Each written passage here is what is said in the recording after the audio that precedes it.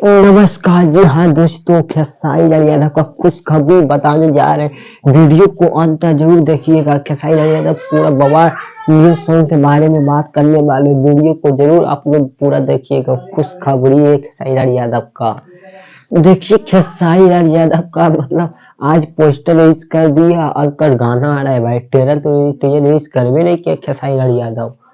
क्या करता है खेसारी लाल यादव, टीजर रिलीज कर दिया और ट्रेलर रिलीज कर रहा है। टीजर देखो, फोटो यहाँ पे आपको स्क्रीन पर दिख रहा होगा, पूरा खतरनाक फोटो है भाई। गरम कर, ये गाना का नाम है। अब पूरा खतरनाक आएगा तो बवाल मच जाएगा। कल आने वाला है 7:15 में।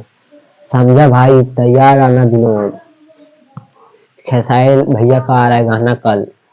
हमको लगता है फिल्म का गाना है, इसीलिए ट्रेलर नहीं रिलीज किया है। ऐसे तो टीजर कर देता नहीं फिल्म का, वो इसलिए हमको कर रहा है। वो हमारे शिवंका म्यूजिक वर्ल्ड चैनल पर से आ रहा है खेसारी भैया का ये गाना।